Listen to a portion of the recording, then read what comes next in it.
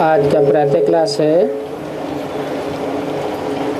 27/3/63 का।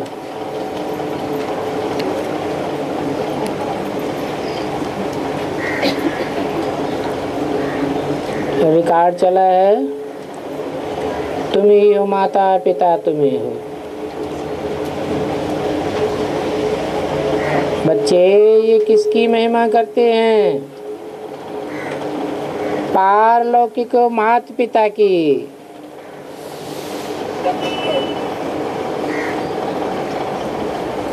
पारलौकिक माता पिता, पारलोक में सब पुरुष आत्मा रूप हैं या माता भी है?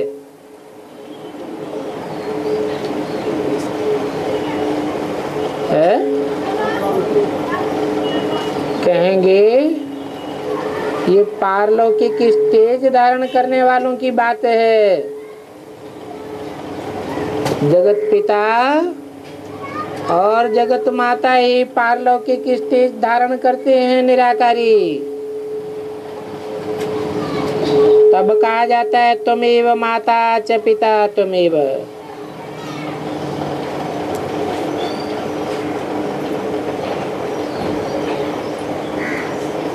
इस समय तो कलयुग है,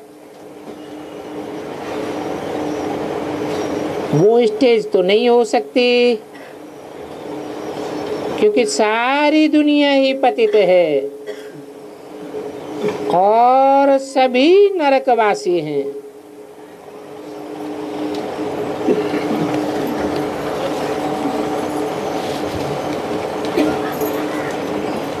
इसको नरक व विषय सागर भी कहा जाता है। और इस नरक से स्वर्ग ले जाने वाले को ही खिवैया कहा जाता है। स्वर्गवासियों के भी चित्र हैं और नरकवासियों के भी चित्र हैं।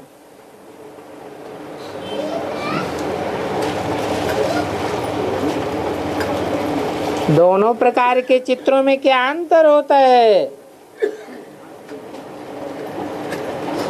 स्वर्गवासी स्वस्थिति में दिखाई देते हैं और नरकवासी देह की स्थिति में दिखाई देते हैं, देहभान में दिखाई देते हैं। बाकी स्वर्गवासी तो पास्ट हो गए,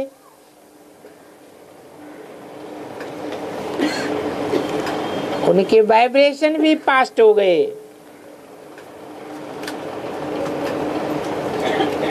नरकवासी प्रेजेंट में हैं। नरकवासी स्वर्गवासियों के मंदिर में जाते हैं। ये लक्ष्मी नारायण स्वर्गवासी थे, भारतवासी ये भी भूल गए हैं, क्योंकि पतित नरकवासी हैं, विष्टा के कीड़े हैं। ये भ्रमरी का मिसाल भी मनुष्यों के लिए है। अभी ये कलयुगी दुनिया वैश्यालय नरक है, बहुत दुखी हैं और सभी नरकवासी हैं। सन्यासी तो कहते हैं स्त्री नरक का द्वार है,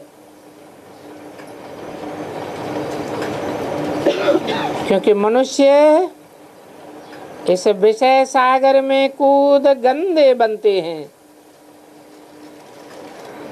इसलिए कहते हैं स्त्री नरक का द्वार है। अब देखो, जो ईश्वरीय संतान हैं उन्हों को भगवान बैठ समझाते हैं।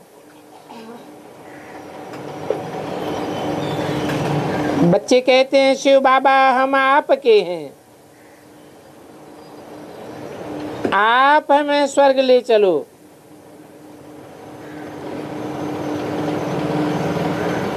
ये दुनिया में तो नरक का द्वार है।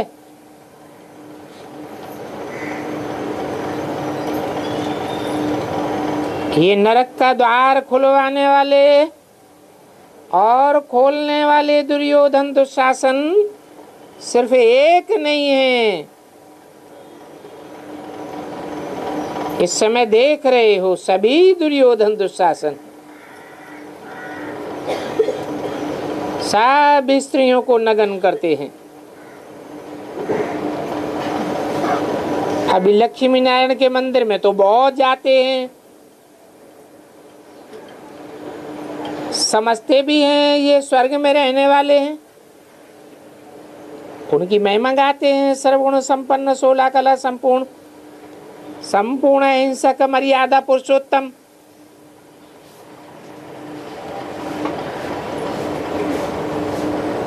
क्योंकि लक्ष्मी नारायण नरक का द्वार नहीं है, हिंसक थोड़े ही हैं। यहाँ तो नरक के द्वार में जाकर के मूत पीते हैं। लक्ष्मी नारायण भी तो भारत में ही होकर गए हैं ना।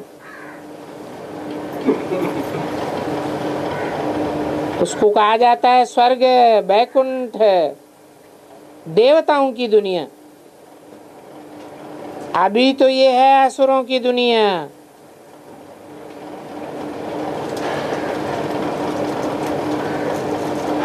सभी दुर्योधन दुशासन हैं।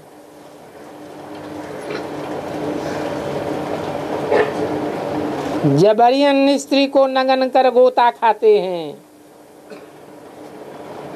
तो दुष्ट युद्ध करने वाले दुर्योधन है ना। लक्ष्मी नारायण के मंदिर में जाते हैं तो लक्ष्मी को कभी कहेंगे नरक को द्वार? कभी नहीं कहेंगे। वो भी तो 5000 वर्ष पहले इसी भारत में राज्य करते थे। सीताराम के लिए भी कभी नहीं कहेंगे नरक का द्वार थे।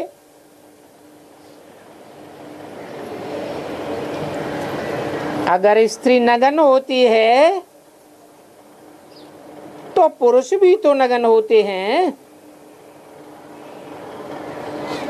अब दोनों कहते हैं हमको नग्न होने से बचाओ, हमको स्वर्ग में ले चलो। भारत में जब स्वर्ग था तो दोनों नर नारी कभी नरक के द्वार नहीं बनते थे।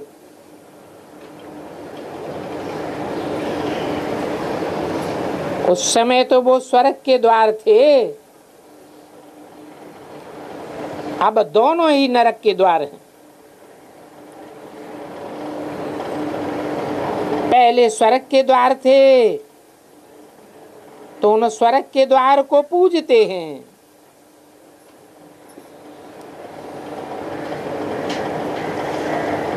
अभी तुम स्वर्ग के द्वार चलने के लिए आकर के शूद्र से ब्राह्मण बने हो, तो अब तुम ठहरे ब्रह्मा मुख वंशावली।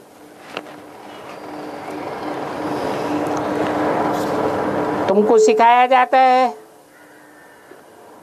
नरक में गोते मत खाओ, स्त्री को नग्न मत करो। द्रौपदी को नग्न होने से बचाया था ना। अभी सभी द्रौपदियां पुकारती हैं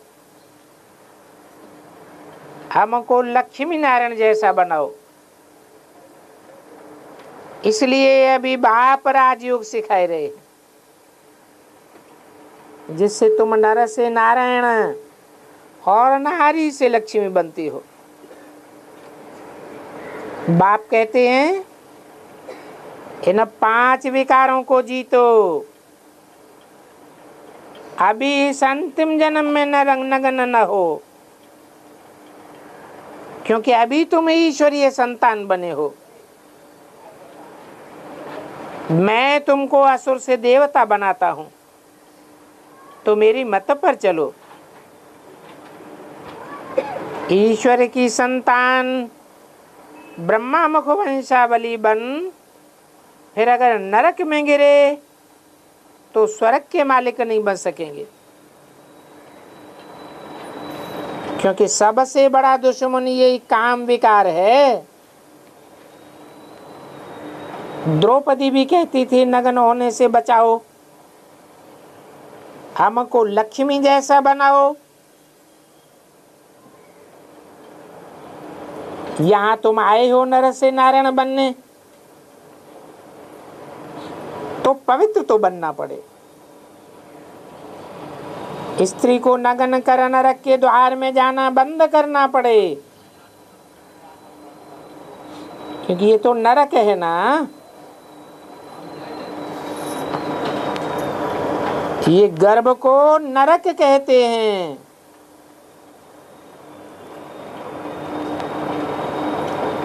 इसलिए कहा जाता है गर्भ जेल में सजाएं भोगते हैं।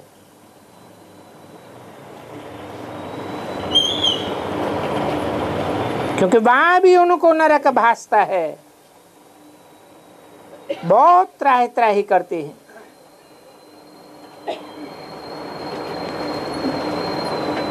कहते ही रहते हैं हमको निकालो, अब हम पापात्मा नहीं बनेंगे। सतयुग में तो गर्भ नरक के समान नहीं है, उसको तो गर्भ जेल नहीं कहा जाता है, वहां तो गर्भ महल है।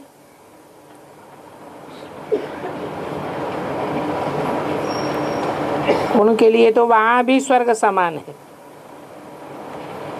इसलिए उसको गर्भ महल कहते हैं। यहाँ तो ये गर्भ नरक है, क्योंकि आत्मा त्राहि त्राहि करती है। अब सतयुग में लक्ष्मी नारायण सीताराम को भी संतान होंगी, परंतु वहां दिखाते हैं कृष्ण पीपल के पत्ते पर क्षीर सागर में आया।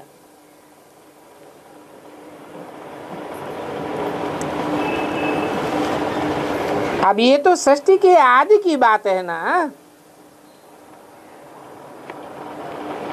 जलमयी दिखाते हैं तो जलमयी के बाद नई सृष्टि आई होगी ना। फिर कृष्ण को द्वापर में क्यों ठोक दिया है? वहां कृष्ण पीपल के पत्ते पर कैसे आवेगा? द्वापर में तो गर्भ जेल होती है, पीपल के पत्ते पर तो गर्भ महल में आड़े आराम से पड़ा हुआ है। तो ये सत्य की सृष्टि के आदि की बात है, द्वापर की बात नहीं है।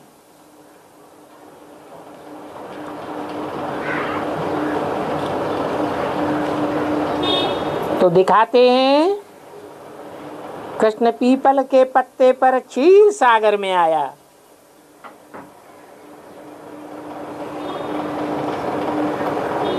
मनन चिंतन मंथन की स्टेज को क्षीर सागर कहा जाता है। पानी के सागर का मंथन नहीं कहा है। पानी को बिलोने से कुछ नहीं निकलता। क्षीर सागर की बात है। तो सतयुग में माता का गर्भ भी जैसे क्षीर सागर है।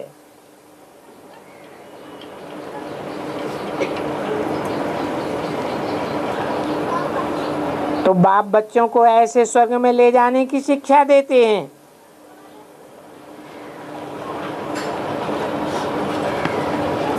जहां तुम मनन चिंतन मंथन की स्टेज में बड़े आराम से रहते हो।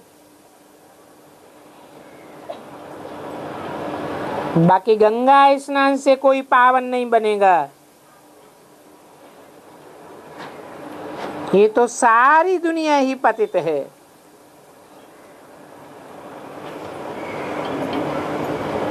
ये प्रकृति के 5 तत्व भी पतित हैं।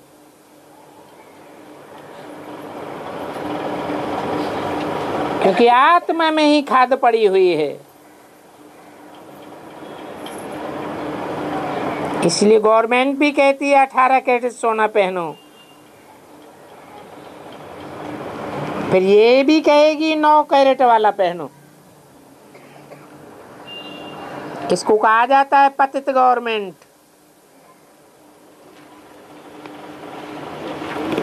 इसलिए गवर्नमेंट किसकी होनी चाहिए?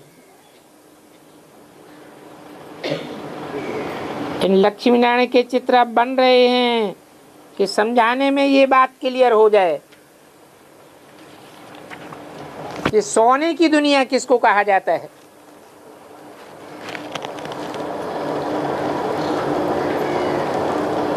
और कैसे बनती है।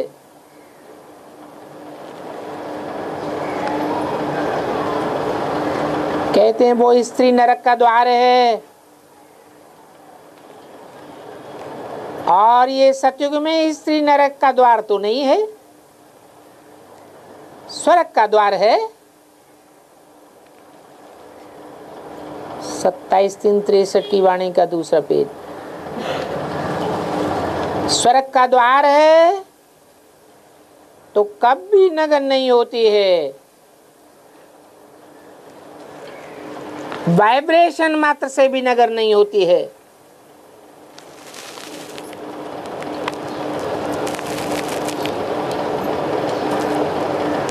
नगन होने से बचाने के लिए भगवान को आना पड़ता है। भगवान आते ही हैं भक्तों को सुख देने के लिए, क्योंकि जो भक्त बहुत समय स्वर्ग में रहे हैं वो ही बहुत समय नरक में रहे हैं। पहले जरूर स्वर्ग में रहने वाले ही आएंगे, इसलिए उनको सिकीले कहा जाता है। क्योंकि पहले पहले आए हैं ना।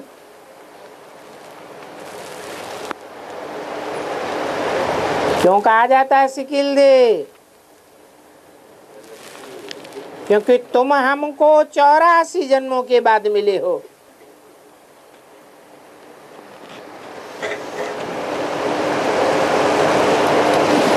कौन किसको मिला है?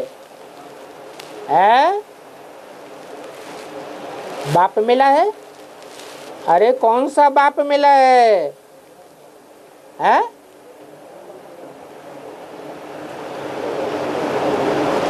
परलोक में रहने वाला बाप 84 जन्म के बाद मिला है, या 84 जन्म लेने वाला बाप मिला है? तो तुम सिकील दे बच्चे हो।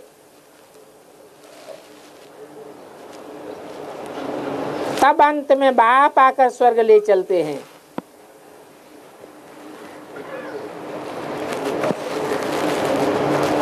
पारलौकिक बाप तो स्वर्ग में जाते ही नहीं। कहाँ ले जाते हैं? पारलोक मुक्ति धाम ले जाते हैं। फिर खुद तो स्वर्ग में आते नहीं है, तुमको स्वर्ग में भेज देते हैं। बाकी मनुष्य सृष्टि का बाप आकर के स्वर्ग ले चलते हैं।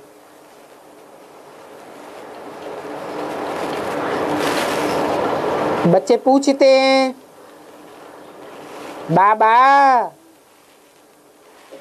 हम स्वर्ग में कितने जन्म रहे?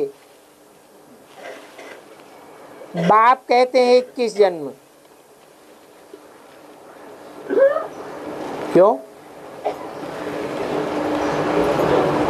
कम ज्यादा नहीं है? कोई भी नहीं। अरे कम ज्यादा नहीं हो सकते क्या? हो सकते हैं या नहीं हो सकते हैं? सन्मुख की बात है, विमुख होने की बात नहीं है। तो बाप कहते हैं 21 जन्म तुम हमारे साथ रहे हो,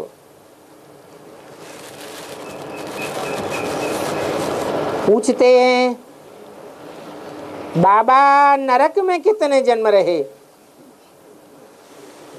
तो कहते हैं 63 जन्म। फिर पूछते हैं अब क्या करना है? तो कहते हैं बच्चे अब फिर से स्वर्ग में चलना है, परंतु वहां तुमको ये ज्ञान नहीं रहेगा। क्या ज्ञान? कि हम स्वर्ग में जावेंगे फिर नरक में आवेंगे।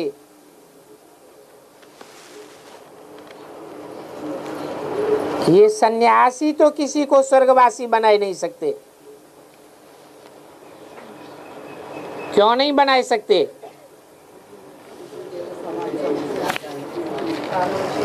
क्योंकि वो तो कहते हैं स्वर्ग के सुख काग विष्टा समान।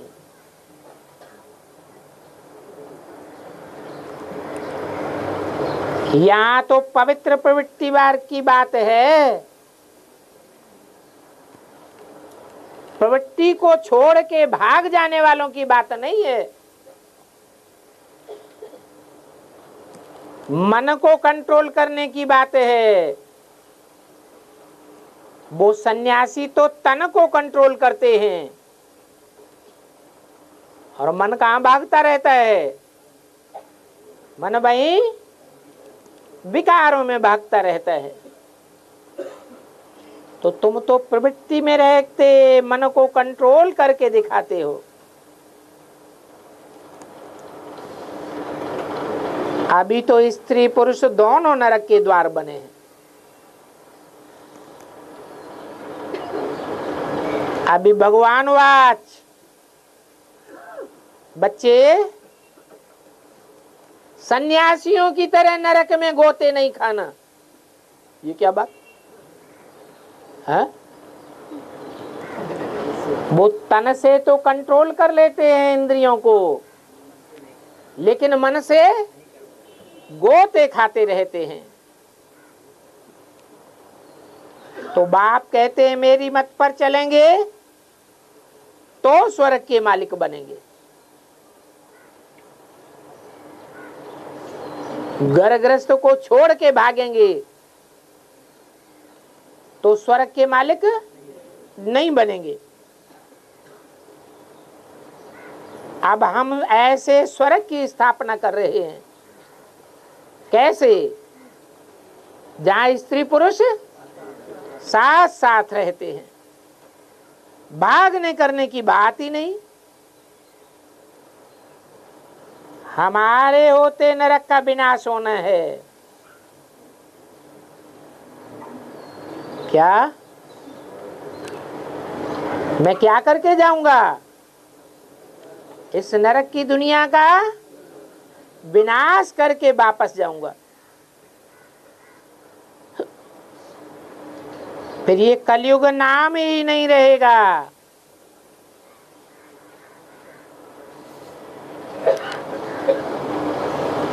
नरक का द्वार कहने वाला ही नहीं रहेगा।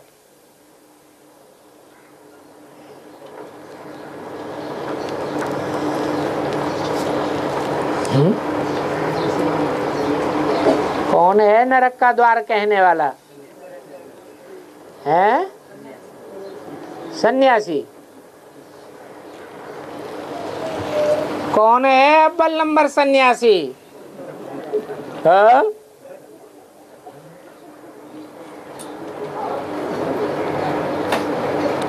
कौन है अव्वल नंबर सन्यासी? है जो भाग खड़ा होता है। अरे सारे ही चुप है। अरे ये धर्म पिताएं भी क्या हैं? ये भी तो सन्यासी हैं, प्रवृत्ति मार्ग वाले हैं क्या है? ये भी तो निवृत्ति मार्ग वाले हैं।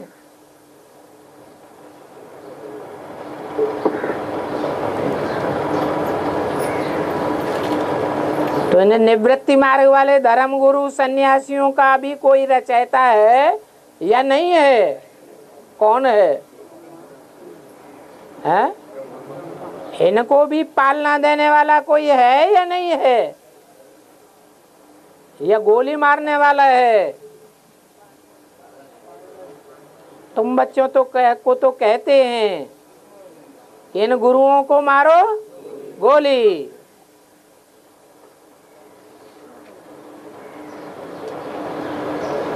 अभी सन्यासी नरक का द्वार समझ करके भागते हैं।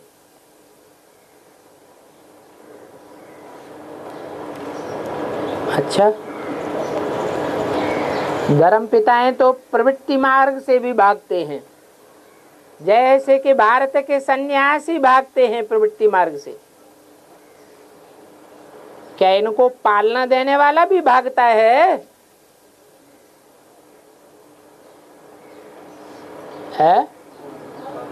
संगम युग में किसने पालना दी?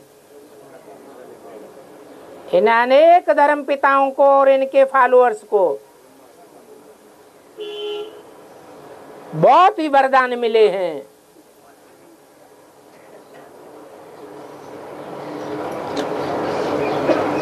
तो जो पालना देने वाला है, परवरिश करने वाला है, वो भागने वाला सन्यासी कैसे साबित हुआ है? यज्ञ के आदि में भी भाग गए, आदि में सो अंत में जब शरीर छोड़ा, शरीर छोड़ने से पहले प्रवृत्ति मार्ग में थे या निवृत्ति मार्ग में थे? हैं? प्रवृत्ति में थे। माया का लोढ़ा आया और इस दुनिया को छोड़ दिया।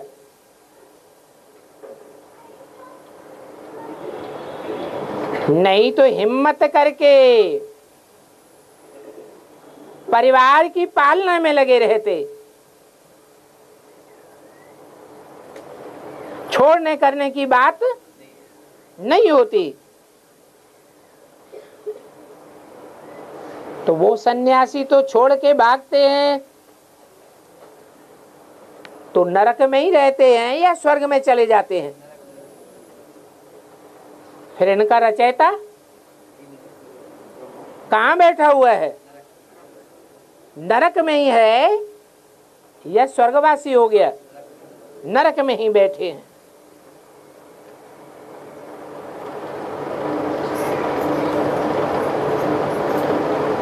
तो बाप कहते हैं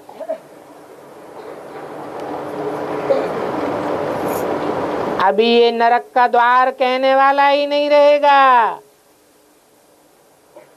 मैं इस पुरानी दुनिया का ही विनाश कर देता हूं।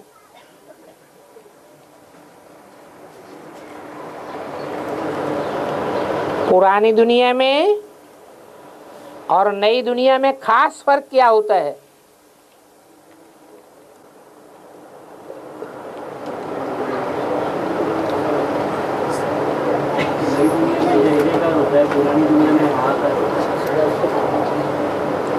नई दुनिया में जय जयकार और हाहाकार तो इस दुनिया में भी होता है। जो जीत जाते हैं युद्ध में वो जय जयकार करते हैं, हार जाते हैं तो हाहाकार हो जाता है। पुरानी दुनिया और नई दुनिया का खास फर्क है, वहां व्यभिचार नहीं होता है। नई दुनिया में राधा की दृष्टि कृष्ण में ही डूबेगी, कृष्ण की दृष्टि राधा में ही डूबेगी। और एक जन्म की बात नहीं है, जन्म जन्मांतर की बात है। और पुरानी दुनिया में विचार आ जाता है। तो बाप कहते हैं मेरे खातिर इस अंतिम जन्म में गोता नहीं खाना। बच्चे भी प्रतिज्ञा करते हैं हम आपके मत अनुसार पवित्र बन आपसे स्वर्ग का वर्षा लेंगे।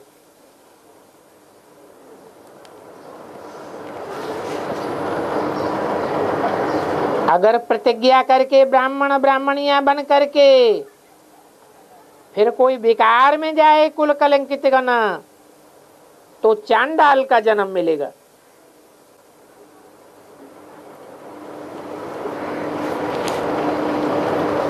फिर ब्राह्मण और देवताएं भी उन पर नालत लहनत डालते हैं।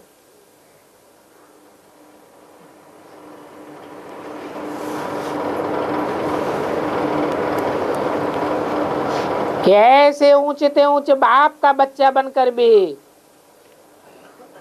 चांडाल का पद पाया। बाबा वार्निंग देते हैं ये काम विकार महावैरी है।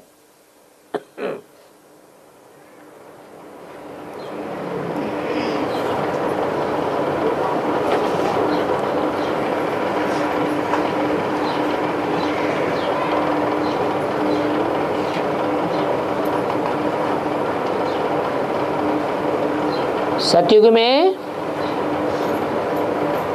काम विकार नहीं होता क्या है?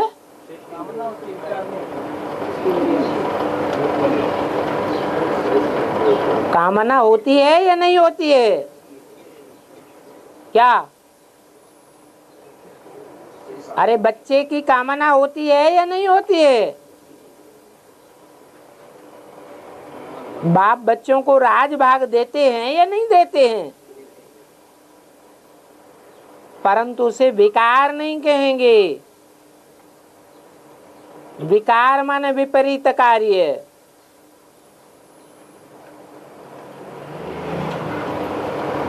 बात तो हुई है कामो अनंग, वहां काम इंद्रिय का अंग ही नहीं होता है।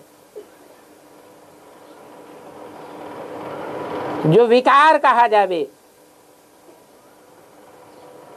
वो काम विकार की मार वहां नहीं होती है।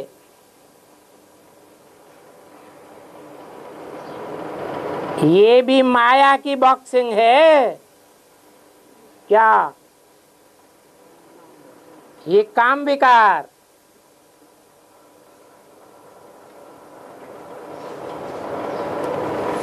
माया अनकॉन्शियस कर देती है।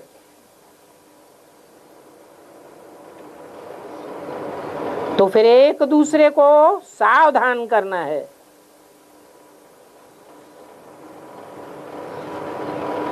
जैसे लक्ष्मण का मिसाल है,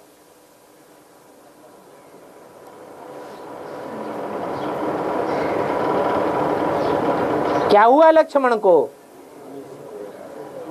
अनकॉन्शियस हो गया। तो हनुमान ने क्या किया? ऊंची स्टेज में जाकर के पहाड़ ही उठा लाया।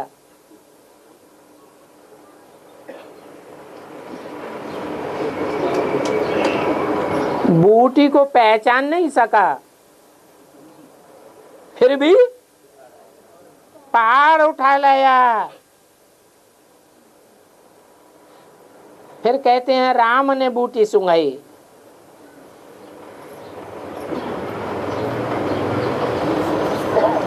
तो अगर स्त्री विष पीने की दिल करती है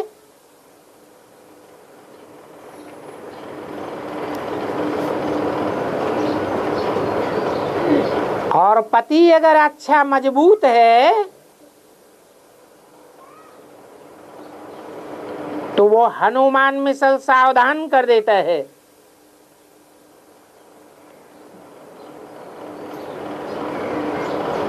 ज्ञान की बूटी सूंघाता है तो खड़ी हो जाती है। ऐसी अच्छी अवस्था वाले एक दो को सावधान करते रहेंगे। तो बाप कहते हैं धरत परिय पर धर्म न छोड़िए। क्या है धर्म?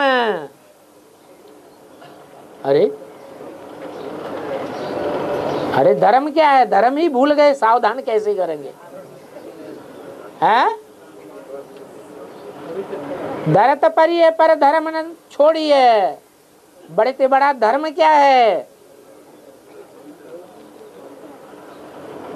अहिंसा परमो धर्म। क्या कहा जाता है? अहिंसा परमो धर्म। सबसे बड़ी हिंसा कौन सी होती है? काम कटारी की हिंसा ही सबसे बड़ी हिंसा है। तो धरत परिय पर धर्म न छोड़िए। बलपति मार डाले तो भी पवित्र रहना है।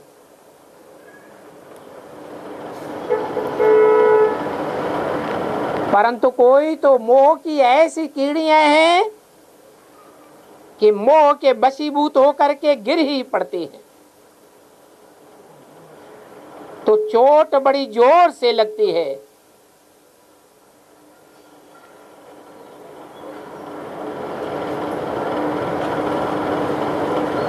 क्या चोट लगती है?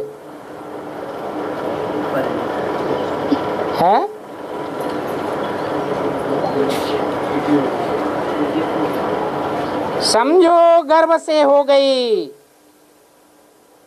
तो ब्राह्मण परिवार में और दुनिया वालों को किसी के सामने मुंह भी नहीं दिखाई सकेगी। तो चोट बड़ी भारी लगती है।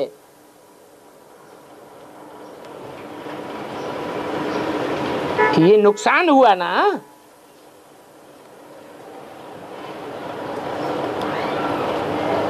दोनों की इच्छा से नुकसान हुआ,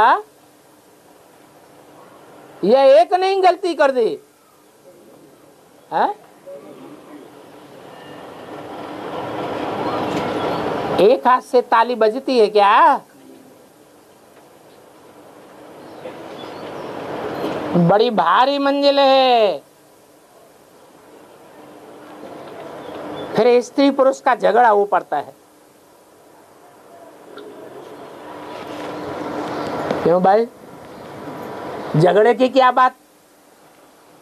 संतान दोनों की औलाद हुई, विकारी संतान, भूत पलीती संतान पैदा करने की जो इच्छा हुई वो नरक की दुनिया बनाने वाली इच्छा है या स्वर्ग में लाने की इच्छा है?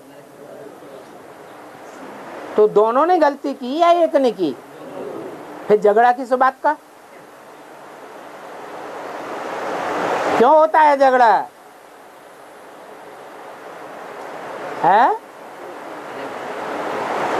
अरे कोई कारण होना चाहिए ना, क्योंकि समझते नहीं है कि इंद्रियां प्रबल हैं या मन के वाइब्रेशन प्रबल होते हैं। है? मन के वाइब्रेशन प्रबल होते हैं। मन अम्मा को कहा जाता है।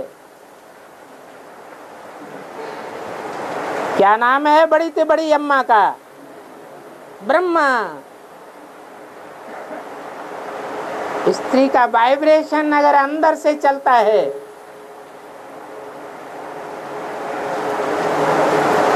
और पुरुष इंद्री चलाता है तो दोनों का दोष हुआ या एक का दोष है? हैं? दोनों का दोष है।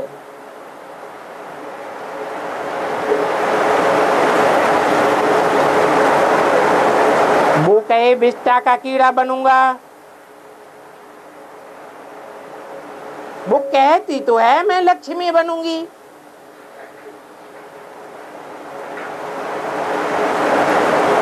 पूतनाएं सूपनखाएं होती हैं। पूतनाएं क्या करती हैं? है नाम ही है पूतना। पूत माने पवित्र, ना माने नहीं। पूतना माने जिनके पवित्र रहने की इच्छा नहीं है, विख पिलाने की इच्छा है, उन्हें पूतना कहा जाता है। और सूपनखा है, सूपनखा झगड़ा कराती है। झगड़े का भी मूल तंत्र क्या होता है? कारण काम विकार। काम की आस पूरा नहीं होती है तो रावण संप्रदाय में झूठी बात कह के झगड़े कराई देती है।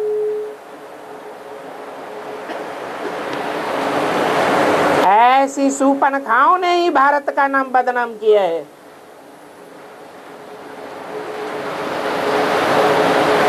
जो खुद तो पुरुषों को तंग करती हैं, अब वो ब्राह्मण वो शूद्र है तो लड़ाई चलती है।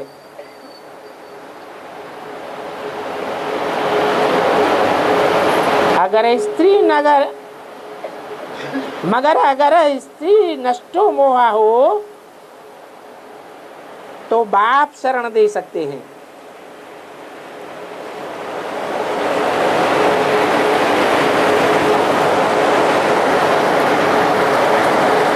कैसे स्त्री नष्टो मोहा बने? है बाप तो शर्त रख देते हैं कि बाप तो एस्लम में तब ही लेगा जब परमिशन लेटर हो। तो नष्टो मोहा कैसे बनेगी?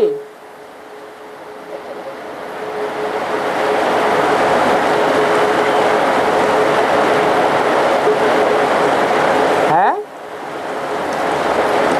वो छोड़ेगा क्या? नहीं छोड़ेगा। तो कैसे नष्टो मोहा बने? कह तो दिया अगर नष्टो मोहा हो तो बाप शरण दे सकते हैं।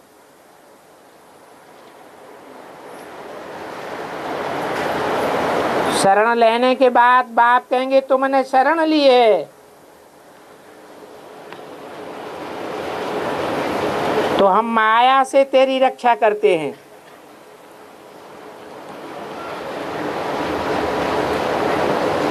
अब ये माया रावण का राज्य थोड़ा समय है। अभी मनुष्य से देवता बनने का युग है।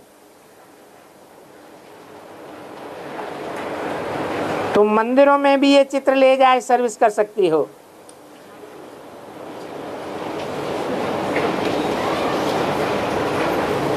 बोलो देखो ये स्वर्ग के मालिक हैं और तुम नरक के वासी हो।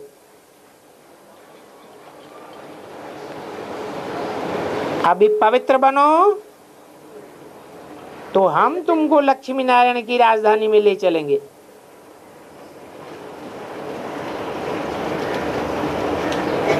अभी एटॉमिक एनर्जी तैयार हो गई है। अब इस पतित दुनिया का विनाश हुआ कि हुआ। लक्ष्मी नारायण के चित्र पर बहुत अच्छा समझा सकते हो। वहां ये स्वर्गवासी कभी नगन नहीं होते हैं। क्यों नहीं नगन होते? क्या हो गया? हैं? स्वर्ग से हाँ स्वस्थिति की प्रैक्टिस पड़ गई। अभी तो सभी नरकवासी हैं।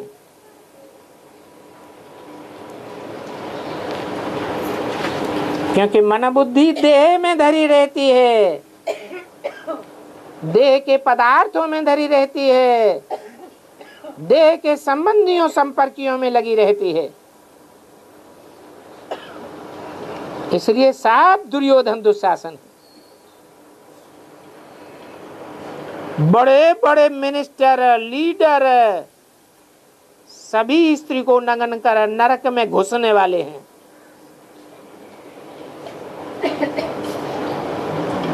ऐसे ऐसे समझा सकते हो। इसलिए बाबा कहते हैं ये चित्र जल्दी बनने चाहिए, शुभ कार्य में देरी नहीं करनी चाहिए।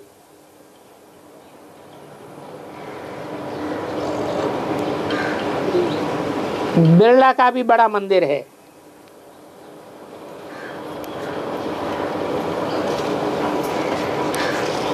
उनको भी समझाना चाहिए।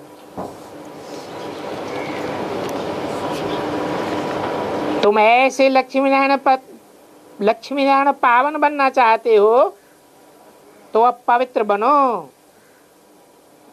गीता में भी लगा है आसुरी संप्रदाय का विनाश, दैवी संप्रदाय की स्थापना हुई। परंतु ऐसे समझाने की भी ताकत चाहिए।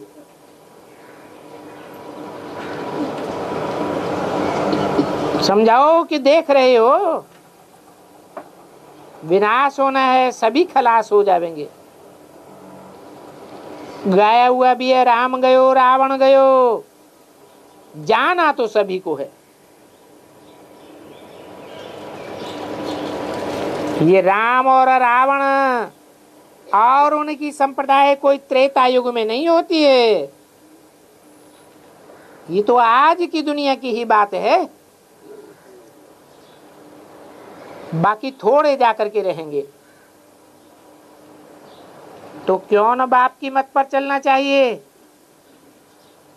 जैसे लक्ष्मी नारायण स्वर्गवासी थे ऐसे बने ना। चित्र होगा तो झट समझ जाएंगे। इसलिए शिव बाबा ब्रह्मा द्वारा कहते हैं चित्र जल्दी बनाओ। कौन से चित्र की बात हो रही है? लक्ष्मी नारायण के चित्र की बात हो रही है। ये चित्र कब बना था? है कब? तो इनसे भारत का उद्धार करना है। ये सन्यासी तो ऐसा लक्ष्मी नारायण जैसा बना न सके। तुम लक्ष्मी नारायण जैसे बने हो तो ऐसे चित्र भी बनाए सकते हो। उन सन्यासियों का है रजोगुणी सन्यास।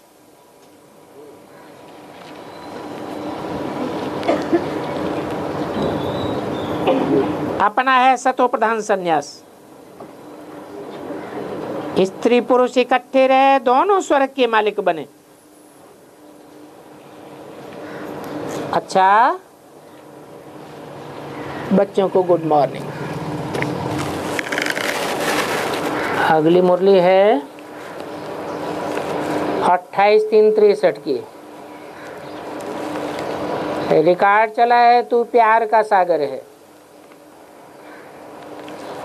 देखो ये बच्चे बाप की महिमा करते हैं सन्मुख, तब ये गायन चलता है तू प्यार का सागर है।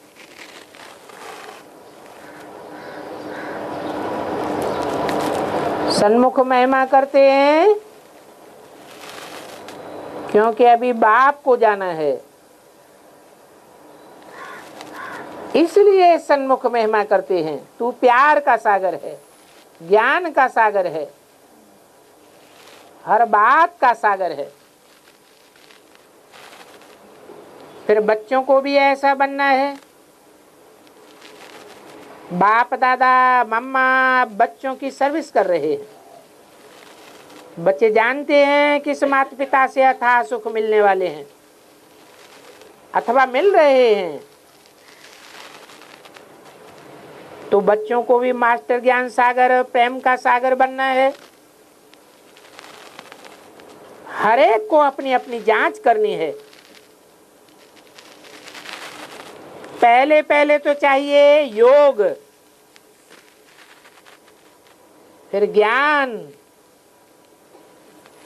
उसके बाद चाहिए गुण।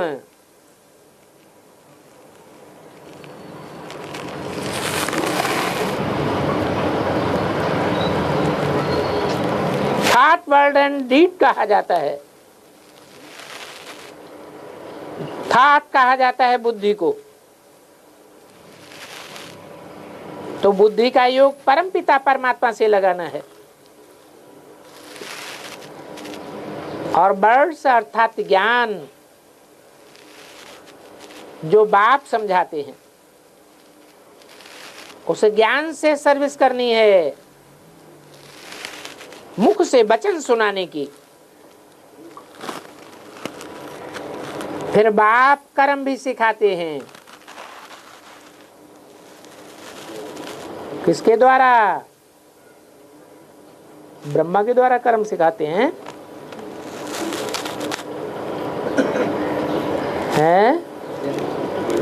प्रजापिता के द्वारा सिखाते हैं। दुनिया वाले तो सिर्फ कह देते हैं तोते मिसल।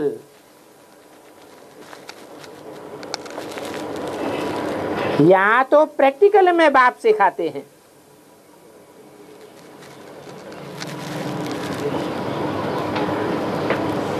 तो बाप की 3 मूर्तियां गाई हुई हैं। एक है सुनने सुनाने वाली मूर्ति, क्या नाम है? ब्रह्मा द्वारा। दूसरी है समझने और समझाने वाली मूर्ति, ज्ञान का तीसरा नेत्र, वचन सुनाना। जरूर बाप के ही वचन सुनाए होंगे। और तीसरी है प्रैक्टिकल मूर्ति, काय के द्वारा प्रैक्टिकल होता है? प्योरिटी से होता है प्रैक्टिकल। तो बाप प्रैक्टिकल सिखाते हैं, इसलिए बाप की महिमा भी करते हैं। बाबा भी बच्चों को नमस्ते करते हैं।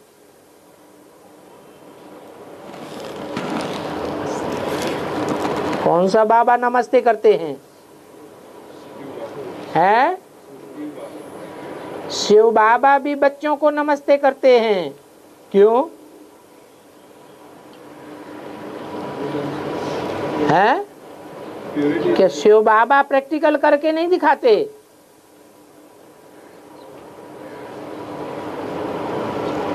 कौन करता है फिर?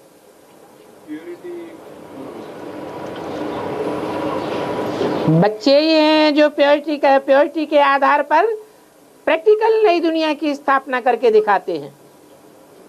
इसलिए कहते हैं माताओं द्वारा स्वर्ग के गेट खोलते हैं।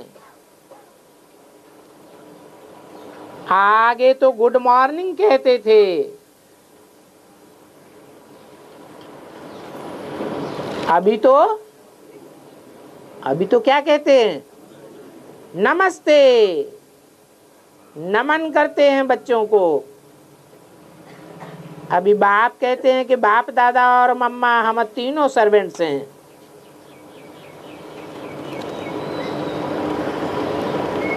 बच्चों के सर्वेंट्स हैं।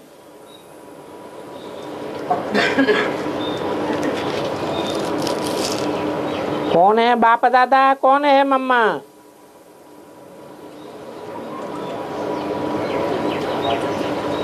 हैं? 3 आत्माएं अलग अलग हैं, पर्सनालिटी भी अलग अलग हैं, कि एक ही पर्सनालिटीज हैं। बाप दादा कंबाइंड पर्सनालिटी एक है। और मम्मा अलग है। बाप है शिव बाबा,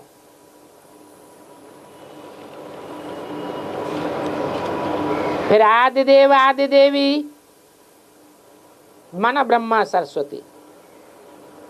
बल कहते हैं परंतु समझते नहीं हैं।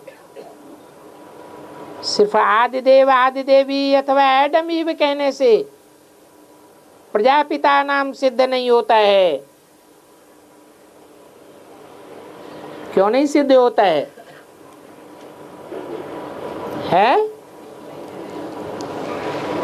क्योंकि आदिदेव आदि देवी तो आदि में होंगे सृष्टि के, या मध्य अंत में होंगे? आदि में। जनसंख्या थोड़ी होती है या 500-700 करोड़ पूरी जनसंख्या होती है। इसलिए आदिदेव आदि देवी को प्रजापिता नहीं कहेंगे, एडम ईव को भी नहीं कहेंगे। प्रजापिता सिद्ध होता है जब सारी मनुष्य सृष्टि उसको पिता माने। इसलिए कहा जाता है प्रजापिता ब्रह्मा और जगदम्बा सरस्वती। इससे साबित होता है कि कृष्ण को तो प्रजापिता नहीं कह सकते हैं। प्रजापिता ब्रह्मा है तो प्रजा तो बहुत होगी ना।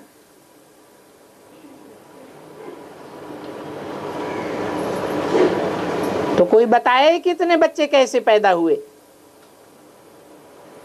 बिख से तो इतनी प्रजा नहीं हो सकती है। कृष्ण के लिए कहते हैं उनको अनेक रानियां थी, अनेक अनेक बच्चे थे, परंतु तुम माता पिता हम बालक तेरे,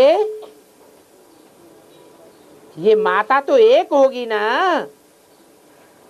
या अनेक माताएं होंगी? तो इससे साबित होता है कि कृष्ण को प्रजापिता नहीं कह सकते। इतनी प्रजा तो जरूर मुखवंशावली होगी, और मुखवंशावली ब्रह्मा की गाई जाती है।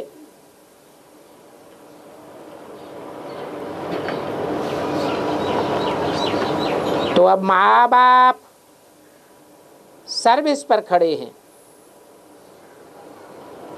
उनकी ये मुखवंशावली है। कृष्ण की मुखवंशावली की बात नहीं है। ये रूहानी प्रजा है, वो जिस्मानी प्रजा होती है, जिस्म से पैदा होती है।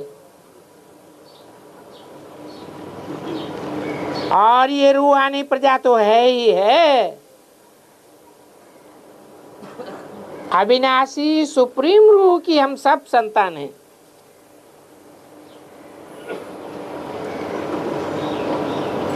क्योंकि आत्मा तो कभी विनाश नहीं होती है, बाकी शरीर जिसको जीव आत्मा कहा जाता है, उनकी पहले पहले स्थापना कैसे हुई?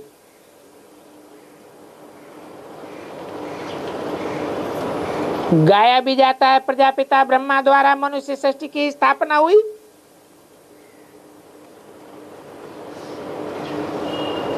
तो सृष्टि तो क्रिएट की जाती है, क्रिएटर पिता होता है। कृष्ण बच्चा कैसे क्रिएटर होगा?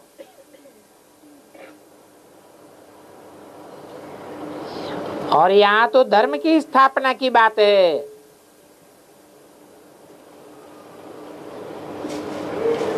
इसलिए रचना अक्षर नहीं डाल सकते हैं। स्थापना, विनाश और पालना,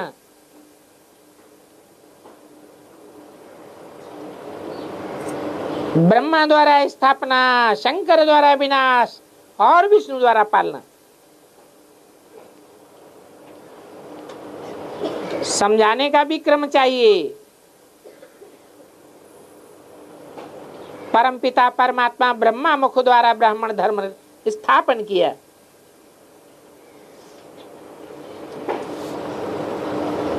ये झाड़ी है सभी धर्मों का। स्वर्ग में तो एक ही धर्म रहता है, वहां और कोई धर्म नहीं था। न वहां उन्हों को पता रहता है कि हमारे पीछे कोई धर्म आने वाला है। वो तो ये भी नहीं जानते हैं कि हम सूर्यवंशी के बाद चंद्रवंशी होंगे, अर्थात हम सूर्यवंशी से चंद्रवंशी, फिर वैश्यवंशी या शूद्रवंशी बन जाएंगे। ये पता ही नहीं रहता है। न इसके पहले हमको पता था। तो ये आदि मध्य अंत का ज्ञान तो बाप संगम पर ही आए करके देते हैं,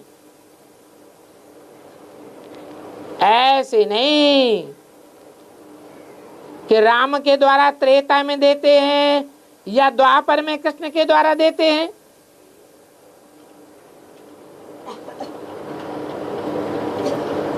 वो शास्त्रों का ज्ञान तो बहुत सुनाते रहते हैं,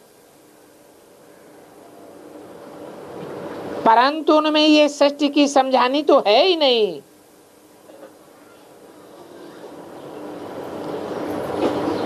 ओम शांति।